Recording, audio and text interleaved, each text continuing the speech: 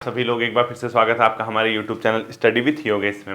Homework की classes hopefully आप लोग कर पा रहे हैं और सही टाइम पे जितना समय आपको दिया जा रहा है विद इन मतलब उस जो टाइम गैप है मतलब एक क्लास और दूसरी होमवर्क की क्लास के अंदर वो जो गैप है उसके अंदर अगर आप चीज़ों को कंप्लीट कर पा रहे हैं तो बहुत अच्छी बात है बच्चों। ठीक है, इसी क्रम में क्योंकि मैंने जो हम लोग ये देख रहे हैं कि एक महीने का समय, अब जस्ट एक महीना यानी 9 जून है आज, 9 जुलाई को आपका एग्ज़ाम है और एक महीना भी काफ़ी होता है। यानी हमने देखना आप होमवर्क की क्लासेस अगर देखें तो 16 क्लासेज आई हैं अभी तक, शायद 15 से 16। अब 15 से 16 क्लासेस में आपका इतना पोर्शन, इतना बृहत पोर्शन कंप्लीट हो चुका है, तो अभी भी जितना समय आपको होमवर्क की क्लासेस देते हुए उसका डबल टाइम लगभग बचा है। यानी अगर 15 क्लासेज आई हैं तो 30 दिन अभी और बचे हैं। तो इसने में तो यार मतलब क्योंकि आप पहले एग्जाम दे चुके हैं, उसका री एग्जाम आपका है, पहले आपने पूरी तैयारी की हुई है। अब अनावश्यक चीज़ें पढ़ना, ये कोई मतलब इधर उधर की चीज़ें पढ़ना कोई फायदे का सौदा नहीं है। ठीक है, पेपर का स्तर भी आप देखना ठीक ठाक रहेगा, बहुत खराब नहीं, बहुत डल नहीं या बहुत हार्ड भी नहीं रहने वाला है। एक औसत दर्जे का पेपर रहेगा जो आपसे डिमांड करेगा कि लगभग आप 70% मार्क्स का स्कोर करो। ठीक है, ये आपसे डिमांड करेगा आपका पेपर, आप देखना उस दिन, क्योंकि बच्चों ने इतना पढ़ लिया, इतना पढ़ लिया, इतना पढ़ लिया, एग्जामिनर के पास भी वो चीज़ें है ही नहीं कि वो कहाँ से क्वेश्चन उठाए। वो सिर्फ अगर आपको कंफ्यूज कर सकता है तो आपकी समझ पे कंफ्यूज कर सकता है, यदि हल्का सा क्वेश्चन घुमा के दे दे, बस इसके अलावा कुछ नहीं कर सकता है। ठीक है, अब आपको कि सर कैसा घुमा के दे दे, घुमा के मतलब जैसे आपने चंद्र राजवंश उत्तराखंड के इतिहास में पढ़ा, बहुत लेंदी आपने चैप्टर है वो, बहुत बार पढ़ा उसको, बहुत बैक टू बैक उसको रिवीजन करते गए, आपने हर तथ्य उसका पढ़ा। अगर उसने क्वेश्चन इस तरीके से दे दिया, चंद्रवंश में शासन करने वाले शासकों का सही क्रम कौन सा है, पहले सबसे इनमें से किसने सबसे अंत में शासन किया, और बीच से पिक करें जहां आपको कंफ्यूज हो, तो ऐसे ही क्वेश्चन वो पिक कर सकता है। बाकी मुझे लगता नहीं कि बहुत ज्यादा आपसे टफ पेपर पूछेगा। ठीक है, अब देखिए होमवर्क की क्लासेस के बाद एक और चीज आपसे कहूंगा, आज आपकी ये व्हाइट बोर्ड के साथ आज अंतिम क्लास है आने वाले 15 दिनों के अंदर, क्योंकि मैं कल से छुट्टी पे हूं, मैं आपको व्हाइट बोर्ड के साथ क्लासेस नहीं दे पाऊंगा। हाँ, आप लोगों के बीच अवेलेबल जरूर रहूंगा, चाहे मैं किसी भी मैटर को लेकर रहूं, कैसे भी रहूं, आप लोगों के बीच में हमेशा रहूंगा। और क्योंकि इस टाइम पे मैं छुट्टी रहूंगा तो आप लोग अपनी तैयारी को ढिलाई से मत रखना। ठीक है, जैसे ही मैं छुट्टी से वापस आऊंगा आपकी क्लासेस शुरू हो जाएंगी, फिर ये होमवर्क वगैरह वाला नहीं चलेगा सिस्टम, आपकी प्रॉपरली क्लासेस शुरू हो जाएंगी। यानी क्लासेस का मतलब इंपॉर्टेंट जो चीजें आपकी स्पेशली आरओ एरो तब तक एक प्रकार से पता भी चल जाएगा कि कब तक विज्ञापन प्रकाशित होगा, कब तक एग्जाम होगा। ठीक है, उसी के अकॉर्डिंग तो सारे बच्चे जो वेट कर रहे हैं नई भर्तियों का, वो सभी अपनी तैयारी को जो मतलब जब मैं दोबारा शुरू करवाऊंगा, जो ये गैप हो गया, लगभग एक महीने का गैप तो होना ही होना है, पिछले लगभग 20-25 मई से मैंने पढ़ाया नहीं है आप लोगों को। ठीक है, 25 मई से मान के चलो, अभी अभी कितने आ गई, 9 जून आ गई, तो 25 जून तक तो आपकी क्लासेस आने से रही, लगभग 26 के आसपास से अगर मैं प्रॉपरली आपको क्लासेस देना शुरू करूँ, वहां से कड़ी मेहनत करनी है, वहां से आपको फिर रुकना नहीं है। ठीक है, जितना हो सके उतना एफर्ट आपको लगाना है। अब देखिए सिलेबस के अंदर अगर आप आएंगे तो हिंदी वाले पोर्शन को देखना, सबसे पहले हिंदी में कुछ बचा ही नहीं बच्चों की, आप रिवीजन करो। अब हिंदी को हम क्या करेंगे, स्किप कर देंगे। अब आपका हिंदी का काम क्या है, देखिए डेली तत्सम तद्भव पर्यायवाची विलोम शब्द, इनको 10-10 15-15 मिनट सबको देना, तो आधे एक घंटे के अंदर ये कंप्लीट करना। तो ये जो होमवर्क की क्लासेस हैं आपकी, होमवर्क वाले, ठीक है, इसके अंदर आपका हिंदी जितना होना था वो मैंने फिनिश कर दिया आपका। यानी अगर आपने हिंदी पढ़ी है तो वो कंप्लीट हो चुका है। अब आपको हिंदी कैसे देखना है, देखिए मैं आपसे क्या कहूँगा, हिंदी में एक काम करना, मैं आपको बता रहा हूँ। ठीक है, आप क्या करना है, हिंदी में गूगल खोलना, गूगल पे लिखना जिस टॉपिक को आपने पढ़ना है। सपोज आज आपको संधि के कौन सा पढ़ना है, स्वर संधि। ठीक है, स्वर संधि, तो आप गूगल पे डालना स्वर संधि से संबंधित महत्वपूर्ण एमसीक्यू, महत्वपूर्ण एमसीक्यू, मल्टीपल चॉइस क्वेश्चन। ठीक है, या महत्वपूर्ण तथ्य, या जो भी डालोगे, अगर आप अब यहां से गूगल की सहायता से पढ़ना शुरू करेंगे ना, तो आपका ब्रेन जो है एक्टिव रहेगा। लाइक आपने कहा चलो मैं आज स्वर व्यंजन पढ़ता हूं, तो आप क्या डालोगे, स्वर व्यंजन से संबंधित महत्वपूर्ण एमसीक्यू, मल्टीपल चॉइस क्वेश्चन, इनकी प्रैक्टिस करना बच्चों आप। ठीक है, ये आपका आधा घंटा 45 मिनट आप डेली ये चीजें देखोगे तो एक मतलब ये रहता है ब्रेन को, हाँ ठीक है हम बोरिंग चीजें नहीं कर रहे हैं, अगर हम एमसीक्यू देख रहे हैं तो एंटरटेन रहता है लाइफ में। ठीक है, तो हिंदी आपको इस तरीके से करना, और इस तरीके से एक बार सिलेबस पूरा कर लेना। फिर से क्या करोगे, सिलेबस पूरा करोगे। और सिलेबस पूरा कैसे करोगे, खुद से, जैसे आज आपने स्वर व्यंजन डाला, किसी दिन आपने देवनागरी लिपि डाल दी, देवनागरी लिपि डाल दिया आपने किसी दिन। ठीक है, किसी दिन आपने हिंदी भाषा का विकास डाल दिया, का विकास, इस तरीके से। अब आप बताओ कितनी बार रिवीजन करोगे? इस तरीके से चलोगे तो आपके लिए कहीं ना कहीं एक बहुत महत्वपूर्ण क्या हो जाएगा, श्रृंखला हो जाएगी, बहुत महत्वपूर्ण चीज हो जाएगी कि हाँ आप एटलीस्ट इस तरीके से अपने आप को आगे लेके जा रहे हैं, तो उससे आपको एक फायदा होगा। एक तो आपने पहले ऑलरेडी रिवीजन किया है, फिर अगर जो भी प्रैक्टिस मिले, आप एक बार गूगल में सर्च करोगे ना 5-6 पेज खुल जाते हैं, सबके कर लेना एक बार। क्या जा रहा है बताओ, समय तो है ही आपके पास अभी, ऐसा तो है नहीं कि समय बचा ही नहीं। और हिंदी 20 नंबर की है, मुझे नहीं लगता कि बहुत ज़्यादा टफ आने वाली है, ठीक है। मैं व्यक्तिगत तौर पे मैं ये मान रहा हूँ, अब टफ आ गई तो वो अलग चीज़ है, लेकिन मेरा दिल ये कह रहा है कि हिंदी नॉर्मल रहने वाली है, ठीक है।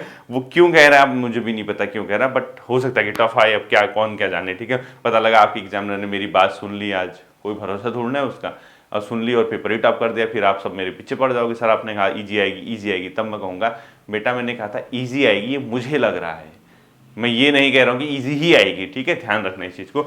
इसके बाद तुरंत हम लोग आ जाएंगे बच्चों कंप्यूटर और रीजनिंग के सेशन में। अब आपको यहां से समझ देना है दो पोर्शन को, किसको, कंप्यूटर और रीजनिंग के पोर्शन को, ठीक। देखिए कंप्यूटर और रीजनिंग के पोर्शन को, ठीक है। सबसे पहले आप करेंगे कंप्यूटर। अब देखिए, क्योंकि हम ये मान के चल रहे बच्चों, इससे 8 से मतलब 4 से 5 नंबर के क्वेश्चन इससे आएंगे, ठीक है। और रीजनिंग मान के चले, जैसे अभी सचिवालय रक्षक का पेपर था, उसमें 10 नंबर की उसने रीजनिंग पूछी थी, तो दोनों को काउंट करो 15 नंबर। 15 नंबर मतलब एक बहुत बड़ा स्कोर, बहुत बड़ा नंबर। 15% अगर ये पोर्शन जिसके सही हो गए, जिसने इसमें कर लिया काम, बशर्ते उसकी उत्तराखंड और जीएस ठीक ठाक हो, तो उसकी बल्ले बल्ले हो जाएगी, ठीक है। ये मुझे लगता है उसका काम बन जाएगा। कंप्यूटर और रीजनिंग का जो पोर्शन है आपका, ये दो पोर्शन ऐसे हैं जो आपको स्कोर करने आने हैं। अब इसने कंप्यूटर में जो सिलेबस दिया पिछली बार है, ठीक है, आपके पास होगा, उसमें लिखा है फंडामेंटल ऑफ कंप्यूटर सिलेबस, ठीक है। फंडामेंटल्स ऑफ कंप्यूटर सिलेबस, इसने सिलेबस में लिखा है यूनिट 1 यूनिट 2 इस तरीके से एक चीजें दे रखी हैं। अब कंप्लीटली इंग्लिश में उसने सिलेबस लिखा है, आपके पास फोन पे होगा या जहां भी होगा। ये कई चीजें ऐसी कि यार हम इसको पढ़े या ना पढ़े, कैसे पढ़े क्या पढ़े। मैंने जो अपनी ओर से कोशिश की थी, मैंने आपको इसमें 13 से 14 वीडियो दी थी इसके सिलेबस के हिसाब से, ठीक है। आप क्या करना, उस कंप्यूटर की जो वीडियो है, वीडियो के लिए जो कंप्यूटर पढ़ा है, उसको पक्का देख के जाना, क्योंकि जितना मुझे पता है इसमें 2, 2.5, 3 यूनिट मैंने सही से कंप्लीट करा रखे हैं। हाँ मुझे पता है कि कंप्लीट नहीं हुआ था, और मैंने जब पेपर आया था यूकेपीएससी ने जो क्वेश्चन पूछे थे वो कवर हो गए थे, जैसे आईटी एक्ट किस वर्ष पारित हुआ, ये क्या है वो क्या है, इस तरीके से क्वेश्चन कंप्लीट हो गए थे। तो कंप्यूटर में आप क्या करना, मैं आपको बता रहा हूँ। देखो मैं डेली कंप्यूटर आपसे कहूँ कि ये करो वो करो, ऐसे कोई फायदा नहीं है। कंप्यूटर में मैंने जो प्लेलिस्ट में एक फोल्डर बनाया है, ठीक है, इस प्लेलिस्ट के फोल्डर को अगर आप कंप्लीट कर लेते हैं, तो आपकी जो सिलेबस दिया है बीपीडीओ वीडियो वाला, जिसमें फंडामेंटल्स ऑफ कंप्यूटर सिलेबस लिखा है, ये बहुत हद तक कंप्लीट हो सकता है। उसके बाद मैंने क्या कहा, आपका कंप्यूटर की, आप कंप्यूटर को बहुत समझ दो बच्चों अब, ठीक है। ल्यूसेंट की जो कंप्यूटर की किताब आती है, ठीक है, ल्यूसेंट की कंप्यूटर की जो किताब आती है, एक अलग से आती है, एक तो जीएस की आती है, उसी के अंदर कंप्यूटर होता है, वो नहीं, एक 50-60 रुपए की अलग से आती है।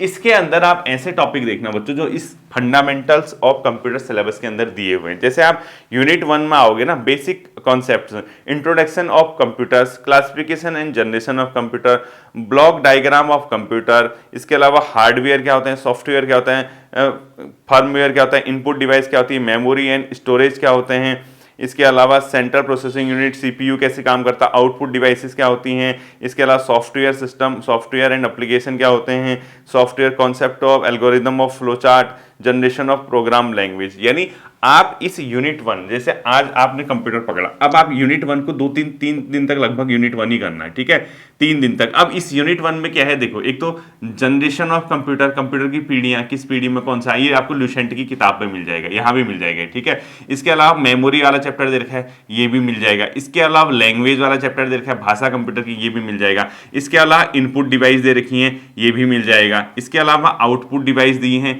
ये भी मिल जाएगा। तो 5-6 टॉपिक तो आपको यहीं कवर हो चुके हैं। अब ये यूनिट 1 मैंने भी करा रखा है। आप क्या करोगे, 3 दिनों तक, 3 दिन के अंदर, यानी आपका 3 दिन का समय है, 3 दिन, ठीक है। इन 3 दिनों के अंदर आप क्या करोगे, यानी आने वाले मंडे तक आपका कंप्यूटर का यूनिट 1 कंप्लीट होना चाहिए। अब जो टॉपिक नहीं दे रखा है बाई चांस, ठीक है, यूनिट 1 आपका पूरा होना चाहिए, बाई चांस कोई टॉपिक आपका नहीं दिया हुआ है, तो आप कहोगे सर इसको कैसे करें, कहां से करें, गूगल बाबा जिंदाबाद है ना, बताओ, इतना भी टफ नहीं पूछता है। आप बेसिक चीजें तो यार खुद ही समझ सकते हो ना, क्योंकि देखो 1 महीने का समय है, इस 1 माह में अगर आपने कंप्यूटर और रीजनिंग पे काम कर लिया, क्योंकि देखिए उत्तराखंड आप कितना पढ़ लीजिए वो इसको नहीं बढ़ने वाला, वो तो पीक पे है ना। आप अपने सर्वश्रेष्ठ पे हैं उत्तराखंड पढ़ने में, आप कुछ कर लीजिए, आप 10 घंटे समय दोगे उत्तराखंड को, 1 नंबर बढ़ेगा जहां आप हैं। यानी अगर आप आज की स्थिति में 40 में से 30 नंबर या 32 नंबर उत्तराखंड में लाते हो, आप कहोगे ना मैं और मेहनत करूंगा, 10 घंटे पढ़ोगे तो 32 का 33 हो सकता है, लेकिन यहां 2 घंटे पढ़ोगे, जहां आपको कंप्यूटर 1 नंबर की आती तो 3 नंबर आ जाएगा। तो ये देखो, आप इस लॉजिक को समझिए कि आपने कैसे एक स्ट्रेटेजी के साथ उस एग्जाम को क्रैक करना है। ठीक है, एक बहुत गोल्डन चांस है बच्चों, बहुत ज्यादा गोल्डन चांस है जिसको मैं कह सकता हूं।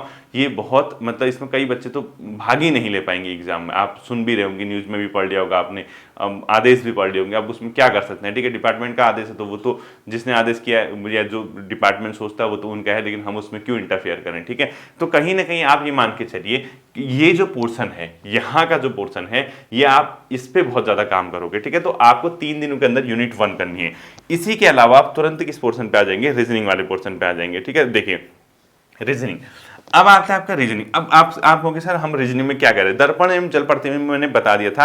अब आप क्या करना है, इसमें एक चैप्टर है, इसमें मैं आपको बताता हूं, क्योंकि इसमें कोई भरोसा नहीं कि क्या पूछेगा। ठीक है, अच्छी संख्या में कैलेंडर आपने कर लिया है, न्याय पहेली, समीक्षा, शब्द निर्माण, लिपिक अभिक्षमता, गणितीय संकेतियां, आव्यूह, मैट्रिक्स, बैठक परीक्षण।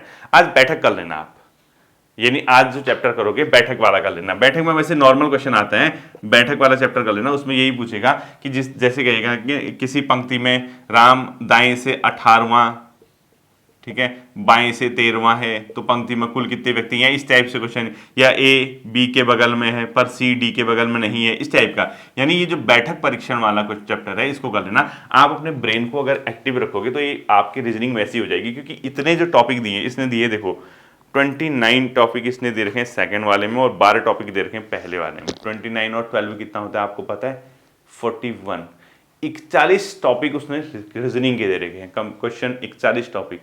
पेपर कितने नंबर का है, 100। 41 में से कितने नंबर आएंगे, 3 4 5 6 7 8, इससे ऊपर नहीं आने वाले, अधिकतम 10। पुराना पैटर्न देख लिया तो 10। हर टॉपिक को करना तो बेवकूफ़ी है। सिर्फ और सिर्फ कुछ क्वेश्चन ऐसे होंगे जो आप ऑन द स्पॉट कर लोगे। 2-3 चैप्टर ऐसे हैं, लाइक कैलेंडर है, लाइक दिशा परीक्षण है, या इस टाइप के जो चैप्टर हैं ये घर पे होते हैं। इसलिए आपने देखा होगा जब मैं टेस्ट पेपर में क्वेश्चन देता हूँ, रीजनिंग को 5 से ऊपर नहीं देता। मैं सोचता हूँ कि क्यों मतलब इनका समय खराब करूँ, अपना दिमाग एक्टिव रखना, बस कुछ ना कुछ लगे रहना रीजनिंग में, वो ऑन द स्पॉट ही चीज़ें आपकी होंगी। ठीक है, तो आपकी ये कंप्यूटर है उसका। इसके बाद आता है बच्चों उत्तराखंड वाला पोर्सन।